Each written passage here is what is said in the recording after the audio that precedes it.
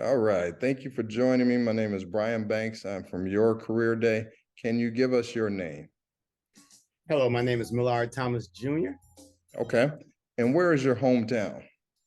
My hometown is Detroit, Michigan, but Okay. I'm living right now in Nashville, Tennessee. All right. And what is your career title? I'm a music producer, arranger. Okay. All right. And what does being a music producer, arranger entail? What do you have to do in that? Well, usually I write music, produce it, and producing it as into vocally and musically setting forth how things should be orchestrated and arranged inside music theory and things of that nature, where I would usually say, give me a little bit more keyboards here, don't sing too much there, Yeah. let's do vocal arrangements here, let's calm down. So it entails a lot of um, back and forth of knowing what you want to hear in the music analog, in the degree of learning music, hearing what's going on. Okay. So you're directing everything in Exactly. the Yeah. recording. Cool. Yeah. Yeah. All right. Now, what type of education is required to do what you do? Well, really, a lot of people go to school for sound engineering, Hmm. things of that nature, but it comes from the desire of your heart. Okay. It really, if you have the heart and the gumption, or the aspiration to do something like this, and it's in your Hmm. soul and your spirit to do it, most of the time it's just a God-given talent. Right. You Okay. know, most people who don't have the God-given talent, they'll learn from somebody. My best thing I can tell you, because it's exactly what I did, is Hmm. mostly I watched, Okay. get around people who's doing it already. Yeah. As the old people usually say, close your mouth, open your eyes. Right. Right. And you can learn a whole lot from people just watching them. And then some of them, if you have a question, you can ask them a question, they'll tell you. Right. Yeah, it's mostly like that. But a lot of people go and go to sound engineering and learn the details of the music and the theory of music and vocal training and music notes. I mean, you gather all the information you can. That's Hmm. the best thing I can tell you. That way you won't be limited to just sound, or playing Hmm. by ear, or just knowing how to play with notes, with a sheet music. Right. Learn how to play both ways if possible. Okay. All right. Now, what's the best type person suited to do what you do? What do you need to be um, a music producer? A desire and a heart for music. Okay. You got to know your music. You got to have a desire to learn. The biggest thing is to learn your music, to learn Hmm. music, period. Not just one genre, Okay. I'm sorry, not just one genre, but Yeah. to learn all types of music, because when you are able to collaborate a whole bunch of music into one, Hmm. sometimes, because if you think about it, or if you don't know about it, uh, blues is pretty much gospel. Hmm. know, Gospel originated, and then you got country, pretty much blues. Right. So you got soul, pretty much gospel, R&B, it's all collaborating into one. And Yeah. if you learn how to do all that, you can, you wouldn't be limited to saying, well, all I do is gospel, all I do is Right. R&B, all I do is this. Somebody come to you, you'll be diverse enough to say, hey, yeah, I can probably make something happen for you. Okay. Now, what was your road to your current position? How'd you get here? Woo! See, that's a question I ask. Listen, that's a question I ask myself a lot. I have no clue of how I got here, but by the grace of God. Yeah. Um, to tell you the truth, when I was younger, I didn't have no idea. I started out in church. My Hmm. mom had me in the choir playing tambourine. I was knee high to a grasshopper, they say. Right. Right. Then she bought me little bongos I put between my legs. Then I graduated to the congas. And Right. then I graduated, and I still didn't have no desire to play. I was just doing it because, that was something Yeah. to do in church. I had to Right. be at church. I had to be at church. So while I was at church, it's either the usher board or you be in that, I'm gonna go ahead and play something. So yeah, so I did that. And next thing I know, I started playing. I call him Uncle Rancid, God rest his soul. Hmm. I played for him one time, and from there he was like, "You gonna do something." Okay. And then from there, I started playing with other people and still not knowing this is what I wanted to do. Right. Then I start unbelievable. I still to the day, it's nothing but the grace of God that I started playing professionally with a whole lot of artists going on tour, going out the Yeah. country. And I've been touring and stuff like that. And I got there, but like I said, it wasn't a design of my own. Hmm. Right. Right. But it was a design of his, I guess. And then I got off the road and decided, well, how I started doing this is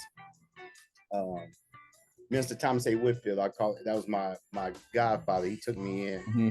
and miss him. Yeah. But he took me in, and after he passed away, 92, Hmm. I was with him. And we had just got off tour. Uh-huh. I went home that night and he had rehearsal with the choir. And he told me, he says, just go ahead, go home. We got something to do Monday. And it was Saturday. Hmm. We already gonna do something. So the band don't have to rehearse. He was like, okay, cool. So the band went home. And that night, I got a call about 3:00 in the morning saying he had passed away. Wow. So yeah, I was struck, man. I was hurt. I cried for a couple of days, but Yeah. after that, I wrote a song. Hmm. First song I ever wrote. I wrote a song, and it was for him. Yeah. It's called One More Day. I haven't released it yet. It's been what, since '92. Yeah. That song is crazy. I had a couple of major artists that wanted to do it, Hmm. but I haven't released it or had anybody because it's dear to my heart. Right. And Right. after that, I just started writing songs. They start popping off. Yeah. It ended up getting equipment, start gathering more equipment, start doing things with people, and come to find out I had a gift of writing, producing, and playing music and creating. Wow. That's a blessing. It's a road. It's a road. Yeah. And and I like what you said, because it wasn't a straight path. It wasn't what you were considering, No. but you're here now. Yeah. And that's what's important. Yeah. And it's a rough. Yeah. It's nothing easy. Sometimes people get stuff handed to them. Like a lot of people think that since I've been with a lot of artists and played for a lot of artists, that it's going to be like, listen, I have a jazz CD that came out. I'm working on my new gospel CD, Hmm. and nobody is handing me nothing. They're not trying to help. So it's like, and you're going to have ups and downs. I mean, there's times I'll be wanting to quit, sell everything. Trust me, I'll be ready to sell everything. I'm done. Yeah. I'm done. But every time I do, God does something to say, wake up, man. Come on. This is a gift I gave you. You ain't give this gift yourself. Right. So how you gonna quit on something I gave you? Right. I'm like, but God, you ain't opening up these doors I want. He say, because it's not your time. It's my time that's gonna happen. I'm like, okay, but I need this to happen. Can we work the time out between the both? Right. Can we agree on that time? Exactly. Right. No, that's good, man. I appreciate that. Now, my final question. Now, I actually have two more. So how did you know? And you said you didn't know this was going to be the career for you, but when you finally start writing and you start doing what you're doing now, how did you know, okay, this is what I'm gonna put down my roots here, and this is what I'm gonna do? What made you know that this was what you're gonna do? Really, I think it's all from, let me say this, because I've been wanting to say this for the longer, and a lot of people tend to tell you, and you might disagree or whatever, but I'm just gonna say, a lot of people say, don't let people validate who you are or validate what you do. But my thing of it is, there's no way around that. Right. There's no way around that. Now, if you're doing it and you're doing it inside your closet in your home and it's for you, that's Mhm. fine and dandy. Right. But if you're trying to minister to the world or you're trying to get your music out to the world, they're gonna have to validate who Right. you are. You can't get past it. They're gonna Right. tell you yay or nay. That's Your true. music stink or your music is good. So a lot of people say don't let people validate your music, but you can't get around it because that's your awards. Hmm. They got to vote. Right. That's your money. If they don't like it, they won't buy it. Right. You know what I'm saying? Right. So a lot of people like, man, don't let you don't have to wait for nobody to validate who you are. No, it's not who you are, it's what you do. Right. And if your music is your ministry or your music is not good, it's not gonna work out. That's So true. the answer to your question is there's been people, like I said, there's a lot of people flying in and around that comes to my studio. Mhm. Um, and when I started doing this back in Detroit, people was excited about what I was doing. Mhm. And that made me continue doing what I was Right. doing. There you go. Yeah. Okay, I might be on to something here. I Yeah. didn't know, again, I didn't know this is what I was gonna be doing in my life. Mhm. But doing it and people excited about it and they love the music I put out, the music I do and stuff, and they love working with me because some of them say I'm hard, but then I'm not Uh-huh. because I'm not the best. I still got things I have to learn. Yeah. Yeah. But yeah, just people validating me and saying, dude, you got some awesome stuff. Right. That lifts my spirits, that Oh encouraged me yeah. to keep going. So that is what kept me going on and knowing this might be what I need to do. All right. All right. Now this is my final question for sure. Okay. What advice would you give to someone that might want to follow in your footsteps? As they say, stay steadfast and unmovable. Okay. Because like I said, this is not a joke. It's not a game. It's a game in some way because you got to know how to play it. But Yeah. it's gonna be like I said before. There's people that's gonna encourage you. Mm-hmm. There's gonna be people that's gonna tear you down. And I'm not gonna say have a thick skin because that's what a lot of people say in this business. You gotta have a thick skin to understand and hear yay or nay. I'm not a nay person. Yeah. Tell me nay. Okay, okay, I'm done. Right. I'm done. But it's the thing, it's the God that's in me that he protects and he encourages and he keeps me moving when I don't want to keep going. Yeah. Yeah.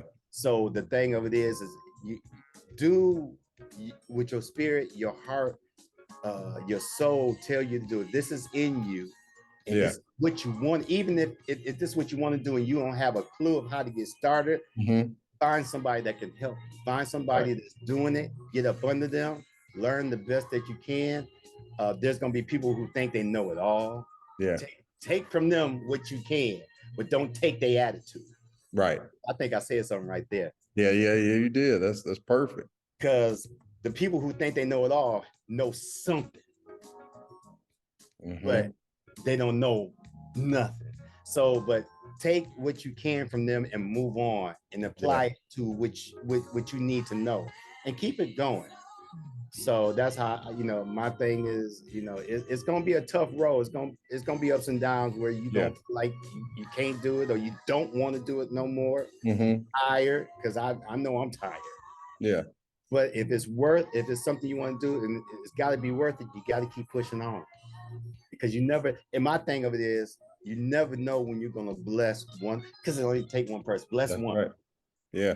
And my thing, I bless a lot, but I'm still waiting to get my stuff out to the multitude and the magnitude. But until then, I always get one person to come in my studio and say, "Man, your stuff is crazy." Yeah. So that keeps me going. All right, man. Thank you. I really appreciate your time. I really appreciate what you're doing. And we wish you the best moving forward.